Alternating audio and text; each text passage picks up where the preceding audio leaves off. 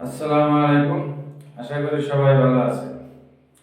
SAARC অর্থাৎ এই দক্ষিণ এশিয়ার ৮টি দেশ নিয়ে একটি সংগঠন গঠন করা হয়, আর এই সংগঠনটির সংক্ষিপ্ত নাম হচ্ছে সার্ক। এই সার্ক সংগঠনটি গঠন করার মূল কারিগর কিন্তু জিয়াউর রহমান। আর সেই সংগঠনটির কোনো আলোচনা নেই, কোনো কার্যক্রম নেই বললে চলে। কিন্তু কেন? আসলে এই সার্কটা একটা প্রতিহিংসার শিকার, আর এই প্রতিহিংসাটা করেছে কিন্তু আওয়ামী লীগ, আর সেখানে তাল দিয়েছে, জোগাড় দিয়েছে ভারত।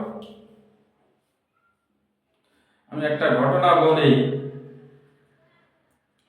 বিএনপি যখন 2001-এর পরে ক্ষমতায় আসে, সম্ভবত 2004 কি 2005-এর দিকে ঘটনা, বাংলা মোটরের ওইখানে ঢাকা একটি বাসে গান পাউডার দিয়ে আগুন দেওয়া হয়।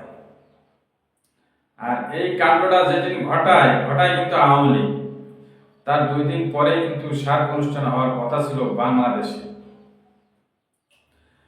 আওয়ামী লীগ যখন ওই বাসে আগুন দিয়ে দুর্ঘটনা ঘটালো, বোমা হামলা করে, তখন আমি বুঝেছিলাম সার্ক অনুষ্ঠান আর হয় না, এটা ক্যান্সেল করার উদ্দেশ্যে এটা করা হয়েছে।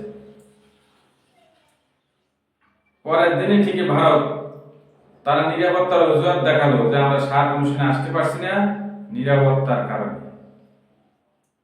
ভারত কিন্তু আসে নাই, সার্ক অনুষ্ঠানে কিন্তু হয় নাই। দ্বিতীয়ত, তখন আমি ব্যক্তিগতভাবে কনফার্ম হয়ে গেছিলাম যে বিএনপিকে যে কোনো মূল্যে ক্ষমতা থেকে সরাবে। ভারত এবং আওয়ামী লীগ বাইরের শক্তি মিলে সে মাস্টার প্ল্যান করেছে। এই ঘটনা তার প্রমাণ। কিন্তু আমরা সাধারণ মানুষ কাকে বলবো, কে শুনবে আমাদের কথা? তারপর তো যা হবার হলো, আপনারা দেখছেন 1-11 কি কাণ্ড ঘটালো, ঘটিয়ে তারপর বিএনপিকে সরে আওয়ামী লীগ ক্ষমতায় আসে। ক্ষমতায় আসার পর সেই সার্কের কার্যক্রম একেবারেই বন্ধ হয়ে গেছে, কারণ এটা বিএনপির তৈরি করা একটা সংগঠন, জিয়াউর রহমানের তৈরি করা একটা সংগঠন। এটাই ছিল আওয়ামী লীগের সমস্যা। আর এই কারণে এই সার্কটাকে তারা উজ্জীবিত করেনি, বরং আস্তে আস্তে আস্তে আস্তে আস্তে আস্তে ড্যাম ফেলে যাচ্ছে। আর ভারত তো চাবেই না, যেহেতু আওয়ামী লীগ চায় না, তাদেরকে ভারত চাবে? ভারত চায়নি।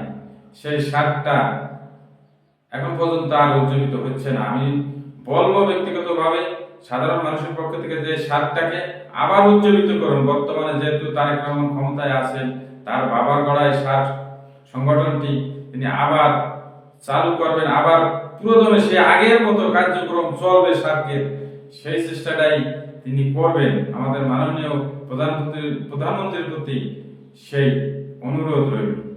আশা করি সবাই ভালো থাকবেন, সুস্থ থাকবেন। আল্লাহ হাফেজ।